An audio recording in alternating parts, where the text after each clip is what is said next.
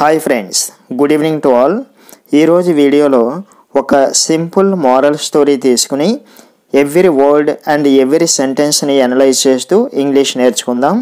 Especially ఈ స్టోరీలో మన డైలీ లైఫ్లో మాట్లాడేటప్పుడు యూజ్ అయ్యే ఒక మంచి స్పోకెన్ ఇంగ్లీష్ ఎక్స్ప్రెషన్ ఉందండి. అది కొన్ని ప్రాక్టికల్ ఎగ్జాంపుల్స్తో ఎక్స్ప్లెయిన్ చేస్తాను. So I request you all to watch the video till the end. ఇక the title of the story is the sour grapes. The sour grapes. Sour అంటే పుల్లటి, గ్రేప్స్ అంటే ద్రాక్ష పళ్ళు. ద సోర్ గ్రేప్స్ అంటే పుల్లటి ద్రాక్ష పళ్ళు. ఇక స్టోరీలోకి వెళ్తే, a fox was roaming around the countryside. A fox was roaming around the countryside. Fox అంటే నక్క, రోమింగ్ అంటే తిరగడము. రోమింగ్ అంటే తిరగడము, అరౌండ్ అంటే చుట్టూ లేదా చుట్టుపక్కల. The country side. Country side అంటే పల్లెటూరి ప్రాంతము. ఓకే, ఇంతకుముందు నిన్నటి వీడియోలో కూడా కంట్రీ అంటే పల్లెటూరు అనే మీనింగ్ వచ్చింది కదండి. సో అలా కంట్రీ సైడ్ అంటే పల్లెటూరి ప్రాంతము. అంటే a fox was roaming around the countryside అంటే ఒక నక్క పల్లెటూరి ప్రాంతంలో తిరుగుతూ ఉన్నది. ఓకే, ఇక్కడ WAS వాజ్ అన్నారు కదా, అంటే వజ్ అంటే ఉండడము అని అర్థమండి. అంటే ఒక నక్క పల్లెటూరి ప్రాంతంలో తిరుగుతూ ఉన్నది. ఆ ఉన్నది అని చెప్పడానికి వజ్ యూజ్ చేస్తాము. ఒకవేళ IS ఈజ్ యూజ్ చేశారనుకోండి, అప్పుడు ప్రజెంట్లో ఇప్పుడు తిరుగుతూ ఉన్నది అని అర్థం వస్తుంది. ఇక్కడ వజ్ అన్నారు కాబట్టి పాస్ట్లో ఒకానొక టైంలో జరిగిన స్టోరీ అనమాట. ఒక పాయింట్ ఆఫ్ టైంలో ఆ నక్క పల్లెటూరి ప్రాంతంలో తిరుగుతూ ఉన్నది. అప్పుడు he happened to pass through a vineyard. ఇక్కడ హీ అంటే అతడు అని కాదండి. హీ అంటే we are talking about the fox కాబట్టి అక్కడ నక్క అని అర్థం చేసుకోవాలి, అతడు అని కాదు. So he happened to pass through a vineyard. Happened అంటే జరిగింది.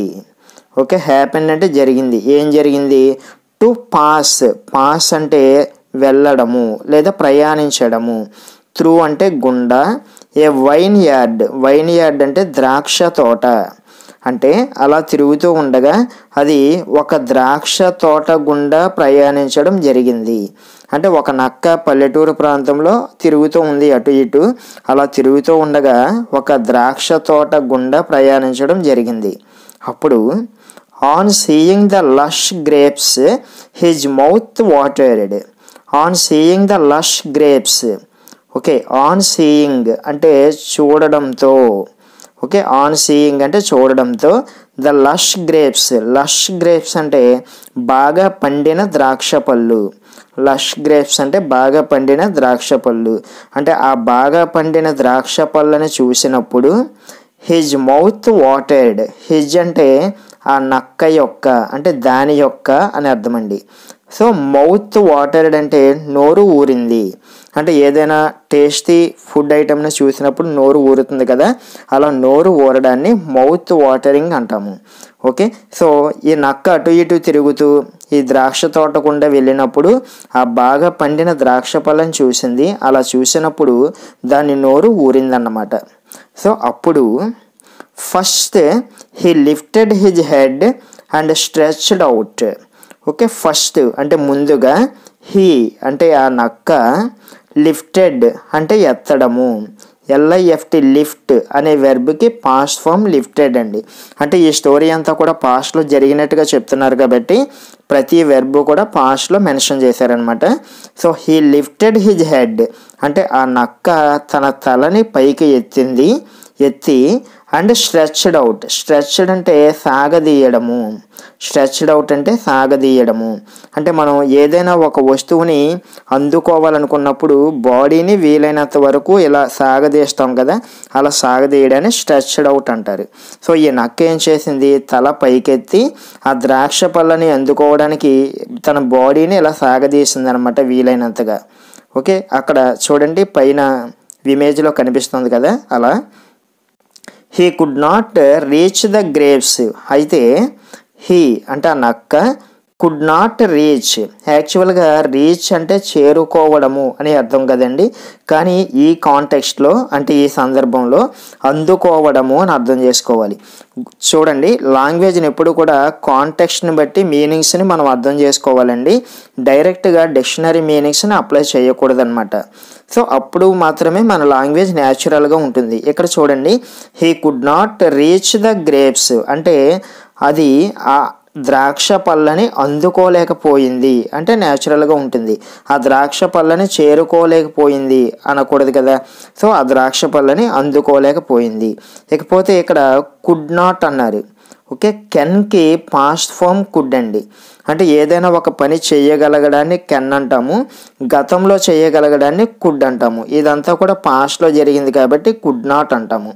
ఒకవేళ he can not reach the grapes అన్నారనుకోండి, కెన్ నాట్ వాడితే ఏమవుతుంది, అది ఇప్పుడు ద్రాక్ష పళ్ళని అందుకోలేకపోతుంది ప్రజెంట్లో అనమాట. బట్ ఈ స్టోరీ పాస్ట్లో కాబట్టి కెన్కి పాస్ట్ ఫామ్ కుడ్ యూస్ చేశారు. సో అది తలని పైకెత్తి తన బాడీని సాగదీసింది ద్రాక్ష పళ్ళని అందుకోవడానికి, కానీ అందుకోలేకపోయింది. అప్పుడు he felt the grapes to be higher. Okay, ఆ నక్క ఫెల్ట్ అంటే ఫీల్ అవ్వడము. ఓకే, ఏమని ఫీల్ అయింది, the grapes to be higher. Higher అంటే మరింత ఎత్తులో, అంటే ఆ ద్రాక్ష పళ్ళు బాగా ఎత్తులో ఉన్నట్టుగా అది ఫీల్ అయ్యిందనమాట. అప్పుడు then he stood on his hind legs and stretch. Then అంటే అప్పుడు అదేం చేసిందంటే, అప్పుడు హీ స్టూడ్ అంటే స్టాండ్ అనే వెర్బ్కి పాస్ట్ ఫామ్ స్టూడ్ అంటే నిలబడము. He stood on his hind legs. Hind legs అంటే వెనుక కాళ్ళు, అంటే ఏదైనా ఒక యానిమల్ ఉండేటటువంటి వెనుక కాళ్ళని హైండ్ లెగ్స్ అంటారండి. Okay, he stand on his hind legs అంటే తన వెనుక కాళ్ళ మీద నిలబడి, అక్కడ చూడండి పైన ఇమేజ్లో కనిపిస్తుంది కదా, వెనుక కాళ్ళ మీద నిలబడి, అండ్ స్ట్రెచ్. స్ట్రెచ్ అంటే మళ్ళీ బాడీని సాగదీసింది ద్రాక్ష పళ్ళని అందుకోవడానికి. అయితే again he could not reach them. Again అంటే మళ్ళీ, ఎగైన్ అంటే మళ్ళీ, he could not reach them. Them అంటే వాటిని, అంటే ఆ ద్రాక్ష పళ్ళని మళ్ళీ అందుకోలేకపోయింది అనమాట. ఈసారి కూడా అది ద్రాక్ష పళ్ళని అందుకోలేకపోయింది. అప్పుడు finally he jumped up and jumped up. Okay, finally అంటే చివరికి he jumped up and jumped up. Jumped up అంటే ఎగరడము, పైకి ఎగరడము. He jumped up and jumped up అంటే మళ్ళీ మళ్ళీ పైకి ఎగిరింది, అంటే పైకి ఎగిరింది. అప్పుడు even then he could not reach them. Even then అంటే అప్పుడు కూడా, ఈవెన్ అంటే కూడా, దెన్ అంటే అప్పుడు, ఈవెన్ దెన్ అంటే అప్పుడు కూడా, he could not reach them అప్పుడు కూడా అది ద్రాక్ష పళ్ళని అందుకోలేకపోయింది. ఫస్ట్ తలతో ట్రై చేసింది, తల పైకెత్తి ట్రై చేసింది, అందలేదు. నెక్స్ట్ రెండు వెనక కాళ్ళ మీద నిలబడి ట్రై చేసింది, అందలేదు. నెక్స్ట్ టైం ఏం చేసిందంటే మొత్తం పైకి ఎగిరి ట్రై చేసింది, ఇప్పుడు కూడా అందలేదన్నమాట. అప్పుడు the grapes were two high to reach. The grapes were two high to reach అంటే ఆ ద్రాక్ష పళ్ళు అందుకోలేనంత ఎత్తులో ఉన్నాయి.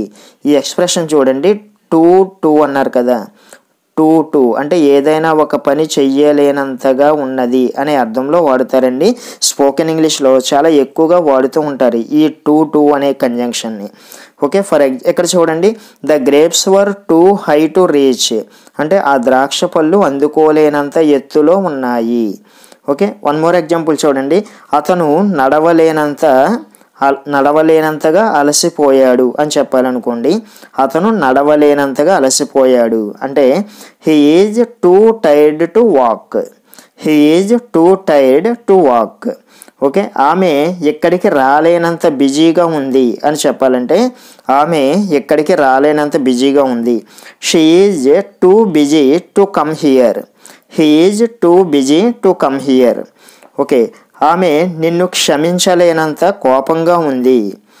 ఆమె నిన్ను క్షమించలేనంత కోపంగా ఉంది అని చెప్పాలంటే she is too angry to forgive you.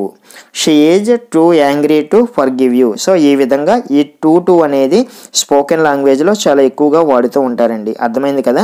So మీకు వీలైతే ఎలాంటి సెంటెన్సెస్ కొన్ని ఫామ్ చేసి కామెంట్ సెక్షన్లో మెన్షన్ చేయండి. అందులో ఏమైనా మిస్టేక్స్ ఉంటే నేను కరెక్షన్ చేసి ఎక్స్ప్లెయిన్ చేస్తాను. Okay. So the grapes were two high to reach.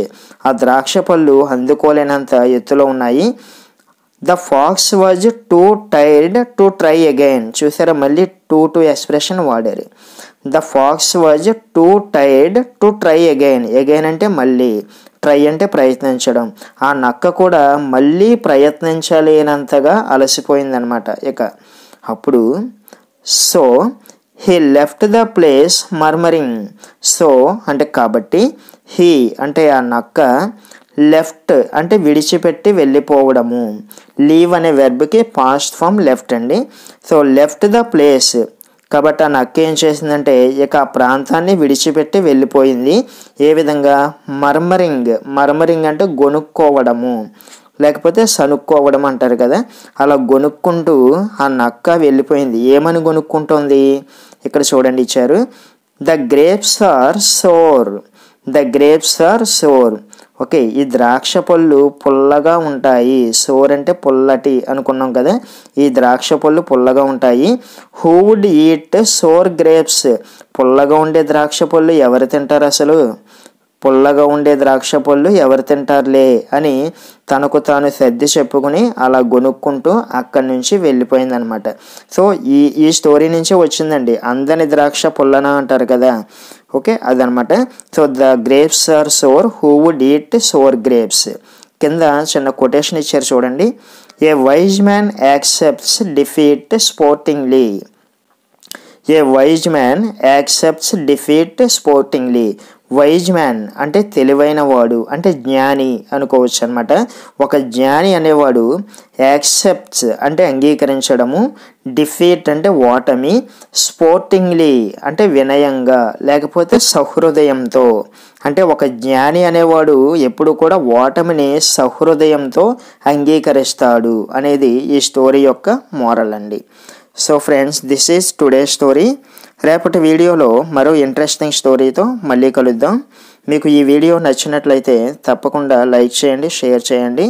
And if you are watching our channel for the first time, please subscribe to our channel and activate the bell icon so that you will get notified whenever I upload a video. Thank you so much for watching.